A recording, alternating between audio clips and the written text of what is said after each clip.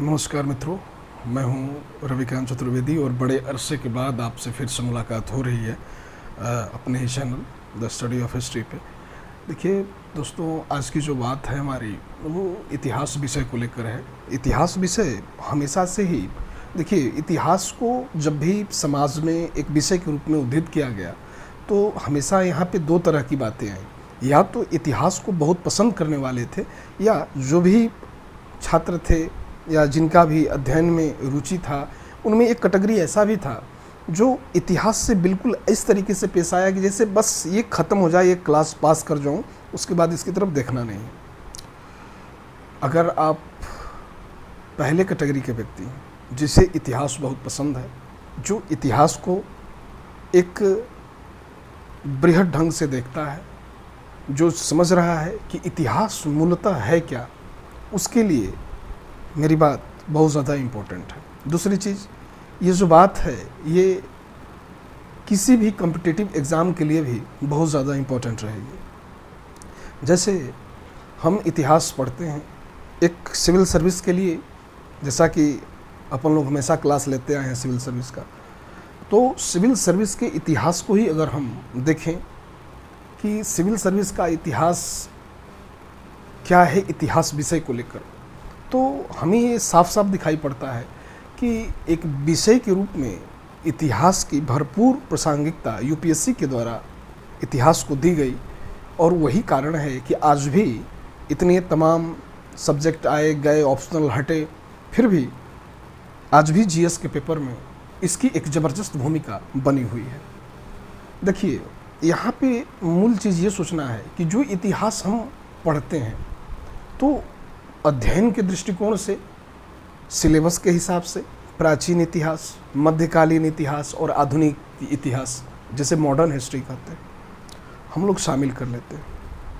लेकिन मज़े की ये बात है कि कई लोग भ्रामक प्रचार के कारण, समझ न होने के कारण इसे इतिहास का वर्गीकरण मान लेते हैं। इसीलिए इतिहास का विषय जहाँ खड़ा होता है, कई लोग से पूछते हैं कि इतिहास है क्या, तो लोग कहते हैं कि अतीत की जो तारीखें हैं उन्हीं का विवरण है। क्या आप भी ऐसा मानते हैं कि जो अतीत की जो तारीखें हैं उन्हीं का विवरण इतिहास है? क्या रियल में इतिहास विषय इसी को सूचित करता है? नहीं। बहुत सारे इतिहासकार हुए, दिदरो, हेरोडोटस, ई.एच. कार, तमाम इतिहासकार आए और उन्होंने अलग अलग तरीके से इतिहास को परिभाषित किया। एक विषयगत क्रमबद्धता के रूप में आधुनिक काल में हेरोडोटस को इतिहास का पिता माना गया। उसके पीछे का रीज़न था कि उन्होंने इतिहास विषय को एक क्रमबद्धता दिया था और साथ ही इतिहास की महत्ता से भी लोगों को परिचित कराया था। लेकिन ऐसा नहीं था कि इनके बाद के विद्वान इनसे कम थे। अब दिदरो की बात करिए या ई.एच. कार की बात करिए, ई.एच. कार जो कहते हैं कि इतिहास है क्या, तो कहते हैं कि वर्तमान और भूत के मध्य एक संवाद है। इतिहास एक ऐसा संवाद, एक ऐसा डायलॉग जो कभी भी ख़त्म नहीं होने वाला है। आप, हम, समाज में जो भी ह्यूमन बीइंग जो हैं, ह्यूमन लिविंग हैं, विश्वास करिए हम सभी इतिहास कहीं न कहीं गढ़ते हैं। लेकिन ये सोचने वाली बात है कि समाज के हर एक व्यक्ति को क्या इतिहास में दर्ज किया जाता है? समाज के हर एक व्यक्ति तक इतिहास पहुंचता है, लेकिन दिखता वो है जो समाज को नेतृत्व दे रहा होता है। इतिहास कभी भी राजाओं की कहानियां नहीं है। इतिहास कभी भी राजकुमार, राजकुमारी या रानी की किदवंती नहीं है। इतिहास अतीत में सामाजिक, धार्मिक, आर्थिक, राजनीतिक, सांस्कृतिक, इन सभी विषयों का एक सम्मिलन है। जब इतिहास के बात करते हैं कि भाई वास्तविक स्थिति में इतिहास क्या है, तो इतिहास अतीत का अध्ययन है जिससे हम वर्तमान में पढ़ते हैं और भविष्य को सुनिश्चित कर लेते हैं। ये है इतिहास की महत्ता। इतिहास का जब वर्गीकरण करते हैं तो इतिहास को हम 3 भागों में बांटते हैं। ये प्राचीन, मध्यकालीन और आधुनिक नहीं, कदापि नहीं। प्राचीन, आधुनिक या मध्यकालीन ये विषयगत बंटवारा है अध्ययन या पाठ्यक्रम को आसान करने के लिए। इस चीज़ को हमें समझना होगा। दूसरी चीज़, तो बंटवारा रियल में है क्या? बंटवारा है प्राक इतिहास काल पहला, दूसरा आद्य इतिहास काल और तीसरा ऐतिहासिक काल। प्राक इतिहास जो पहला डिवीज़न में बोला, ये उस काल का अध्ययन है जब मनुष्य खानाबदोश की तरह जीवन यापन कर रहा था। उसे मालूम नहीं था कि सभ्यता क्या होती है, संस्कृति क्या होती है। उसे लिखना पढ़ना नहीं आता था। हाँ, चित्रकला से परिचित था। भीमबेटका की गुफाएं उन प्राक मानवों के द्वारा जो चित्रकारी, जो अभिव्यक्ति की गई हैं, उन्हें चिल्ला चिल्ला के बताती हैं। पूछता भी है सबसे प्राचीन गुफा चित्र भीमबेटका, ध्यान होगा आपको। प्राक इतिहास में पाषाणकालीन मानव, उसकी क्रियाकलाप, उसकी गतिविधि, उसने क्या गतिविधि किया है, कैसे क्रियाकलाप कर रहा है, कैसे जीवन निर्वाह कर रहा है, इन सारी चीज़ों का अध्ययन कराता है। शिकार कर रहा है तो कैसे कर रहा है, पहले पत्थर से, फिर धारदार हड्डियों से या मजबूत हड्डियों का प्रयोग कर रहा है, फिर उसके बाद देखते हैं धातु पे आ जा रहा है, धातु में सबसे पहले तांबे का प्रयोग कर रहा है।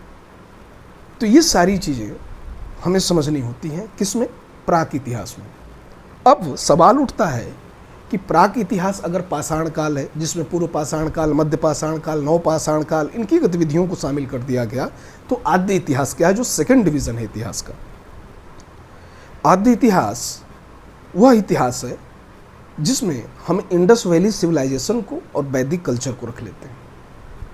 कई बार पूछा गया है कि सिंधु घाटी सभ्यता निम्नलिखित में से किस इतिहास का विषय है, तो हम कहते हैं आद्य इतिहास का विषय। आद्य इतिहास का मतलब क्या होता है? जहां पर ऐतिहासिक सामग्री का अभाव होता है, जिसे इतिहास पूर्ण रूपेण मान लिया जाए, उस चीज का अभाव होता है। कैसे? अब देखिए, इंडस वैली सिविलाइजेशन विश्व की एक अनोखी सभ्यता, एक ऐसी सभ्यता जो अपनी समकालीन सभ्यताओं से इस मायने में भिन्न थी कि उसकी नगर व्यवस्था अद्भुत थी, उसका जल नियोजन अद्भुत था, उसके नालियों की निकासी अद्भुत दिखाई देती है, उसके जो नगर हैं वेल प्लान्ड सिटीज़ की तरह बसाए गए हैं। इस तरीके की बात हम देखते हैं, इस तरीके से समझते हैं। लेकिन उसके साथ एक दुख लगा हुआ है। दुख क्या था? सिंधु घाटी सभ्यता की हमने तमाम साइट्स की खोज की। अब तक मुझे लग रहा है कि 1400-1500 से ऊपर पूरा स्थल खोजे जा चुके हैं, 1400 से अधिक। लेकिन किसी भी साइट से मिली हुई या लिखी हुई जो उनका भाषा है, उस भाषा को आज तक विश्व का कोई भी विद्वान पढ़ नहीं पाया। जिसने दावा किया झूठा था, अधूरा था।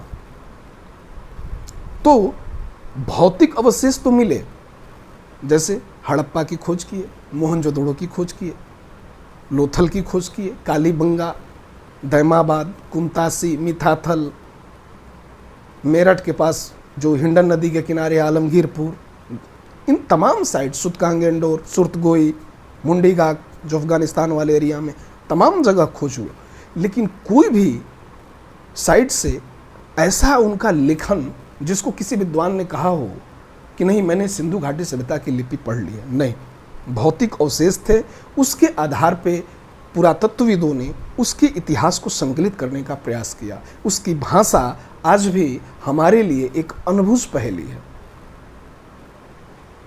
ब्रस्तोफेदन शैली,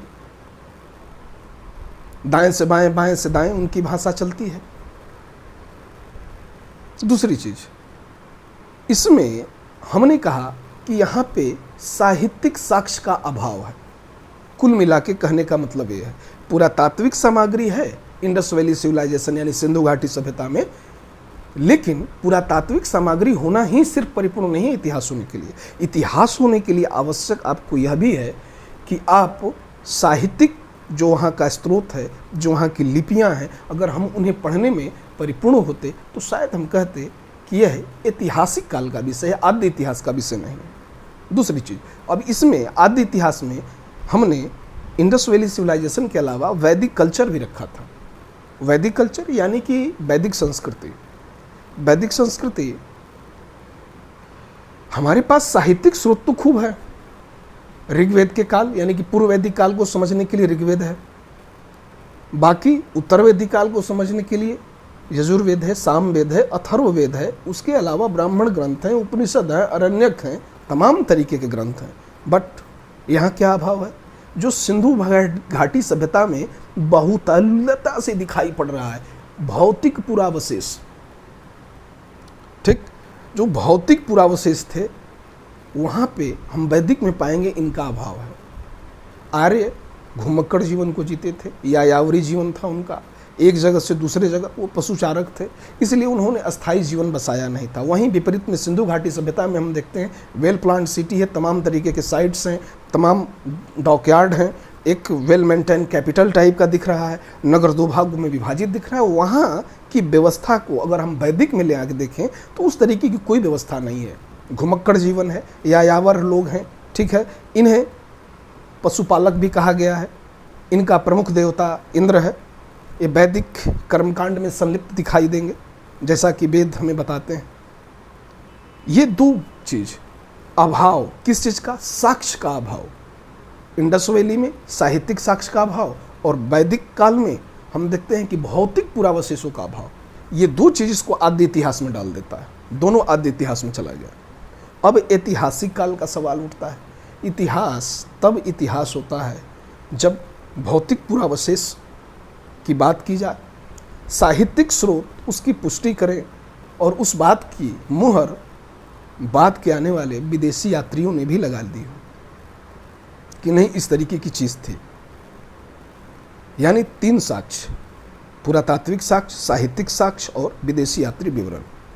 अब इसके अंदर प्रवेश करेंगे तो बहुत सारी चीज़ें निकलेंगी। पुरातात्विक साक्ष्य में सिक्के क्या हैं, स्मारक क्या हैं, अभिलेख क्या हैं, तमाम बातें। साहित्यिक साक्ष्य में जाएंगे तो देखेंगे कि वैदिक साहित्य क्या है, अवैदिक साहित्य क्या है, वैदिक साहित्य और अवैदिक साहित्य में क्या अंतर है, ठीक है। वैदिक साहित्य में जाएंगे, उसमें भी देखेंगे कि भाई ब्राह्मण साहित्य क्या है, फिर बौद्ध साहित्य, जैन साहित्य, तमाम तरीके की बातें।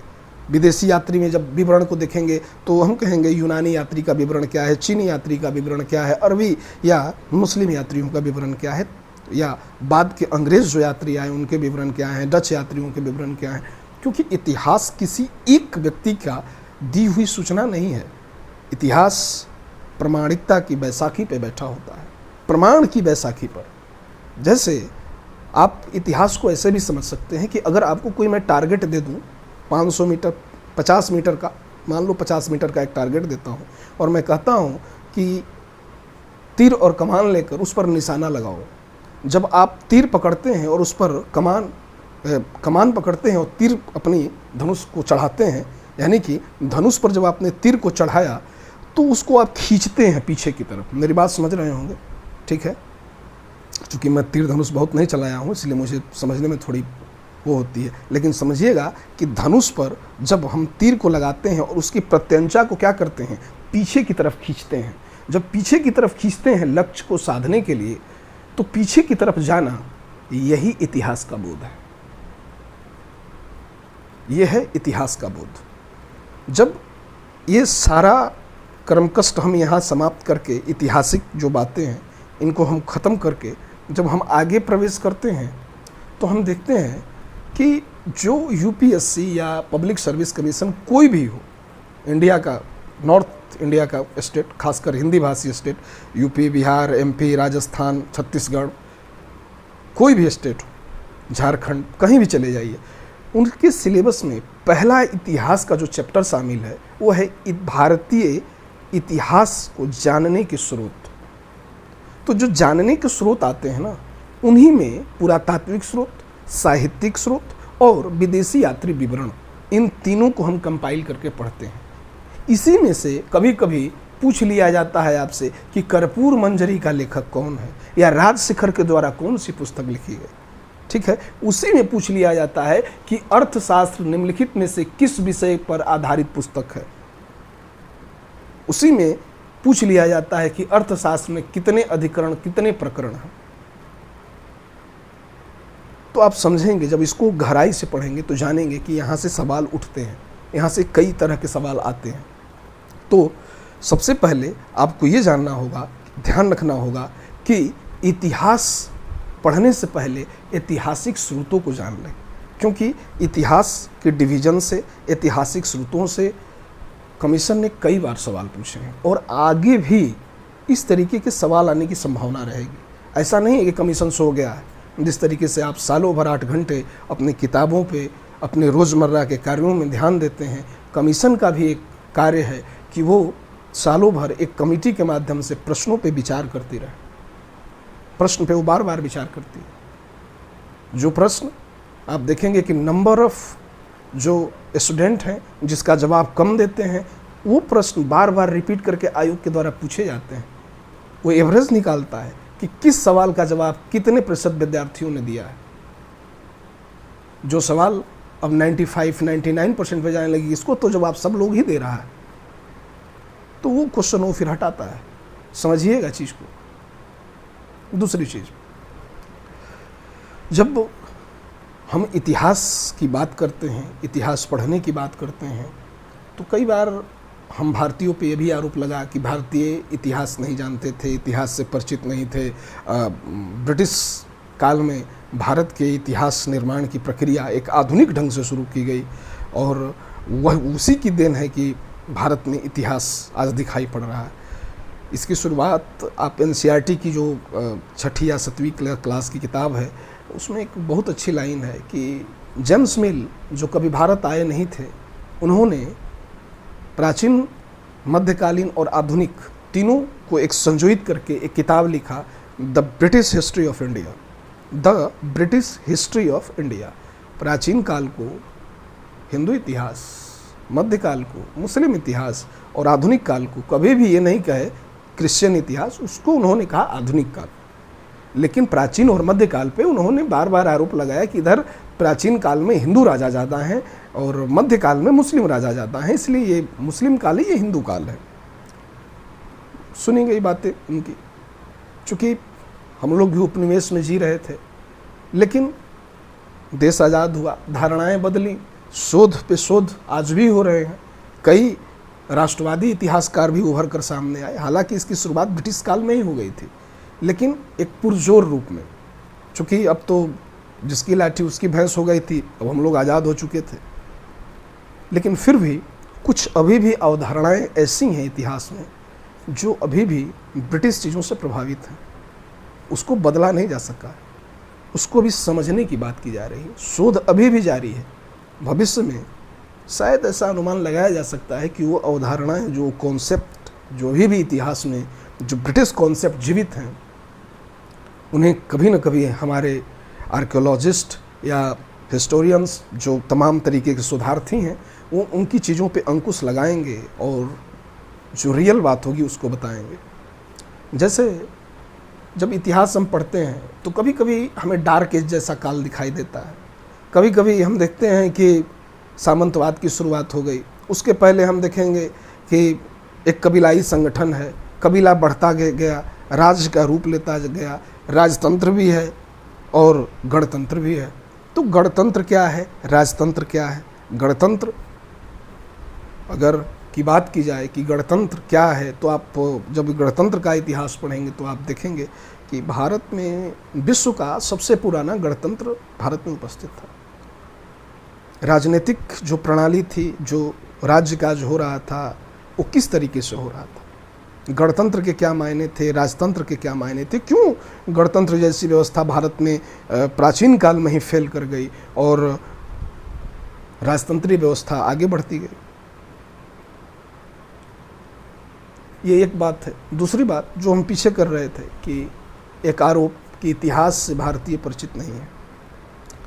मैं इस बात को कभी नहीं कहता, अपने शोध में भी शायद मैं यही लिखूंगा और मैं अपने विद्यार्थियों से भी यही कहता हूँ कि जितने भी बड़े राष्ट्रवादी इतिहासकार रहे हैं या बेहतरीन इतिहासकार जिन्होंने भारतीय इतिहास को अपनी कलम से सुशोभित किया है, उन्होंने हमेशा इस बात का समर्थन किया कि भारतीय इतिहास से परिचित थे। जिस देश में वेद लिखा जा रहा है, आप वहाँ इतिहास की बात कर रहे हैं। मुझे लगता है कि वेद भी इतिहास का ही एक हिस्सा है। सबसे पहले अगर हम ऐतिहासिक दृष्टिकोण की बात करें तो हम पुराणों की बात करते हैं, तो पुराण कहता है कि सर्गस्य प्रतिसर्गस्य वंशो मंत्वाराणिश्च वंशानुचरित सचैनम पुराणम पंचलक्षणम। सर्ग प्रतिसर्ग वंशानुचरित मनवंतर, ये सब क्या है? ये सब इतिहास के ही तो विषय हैं। वहीं हमारे भारत में विश्व का सबसे बड़ा महाकाव्य लिखा गया। शुरुआत उसकी जय संहिता से हुई और बाद में वो महाभारत के रूप में परिणित हुआ। 24,000 श्लोकों से उसकी शुरुआत हुई थी और 1 लाख श्लोकों तक वो अपनी यात्रा को परिपूर्ण किया, जिसे महर्षि वेदव्यास के द्वारा लिखा गया महाभारत। उसमें भी इतिहास की बड़ी भूरी भूरी प्रशंसा की गई है। और वहाँ भी व्यास जी ने लिखा है कि धर्मार्थ काम मोक्षाणाम उपदेश समन्वित पूर्ववृत्ति कथायुक्तम इतिहास प्रचक्षते। धर्म, अर्थ, काम और मोक्ष, ये 4 पुरुषार्थ हैं। हर एक मनुष्य यही करता है और वो जहाँ संकलित है, वो जो एक जगह दर्ज है, वो इतिहास है। यानी भारतीय इतिहास जानते थे, उनकी लिखने की और इतिहास को समझने की शैली अलग थी। वैसी नहीं थी जैसा कि आधुनिक इतिहासकार आज कहते हैं, या यूरोप के इतिहासकार थे या अरब के इतिहासकार थे, उनकी शैली अलग थी, हमारी शैली अलग थी। मुद्दे एक ही थे, इतिहास वो भी लिख रहे थे, इतिहास हम भी लिख रहे थे। भारत की जो विशुद्ध ऐतिहासिक पुस्तक जो सबके सम्मुख उभर कर सामने आई, वो ऐतिहासिक पुस्तक थी राजतरंगिणी। राजतरंगिणी कलहड़ के द्वारा लिखी गई। जोनराज ने आगे बढ़ाया, श्रीवर ने उसको थोड़ा आगे बढ़ाया, उसके आगे की कहानी प्रज्ञा भट्ट ने लिखी, कश्मीर का इतिहास, लेकिन कलहड़ ने शुरुआत की। उस ऐतिहासिक पुस्तक में लिखा गया, सलांग सेव विद्वान राग द्वेष बहिष्कृता भूतार्थ कथनी यस्य अस्थे सरस्वती। अर्थात वही विद्वान तारीफ के काबिल है जो राग द्वेष से मुक्त होकर एक ग्रंथ की रचना करता है। समझने वाली बात है कि बहुत सारे भारतीय इतिहास में मध्यकालीन लेखक ऐसे रहे हैं जिन्होंने दबाव में आकर ऐतिहासिक विवरणों को दिया।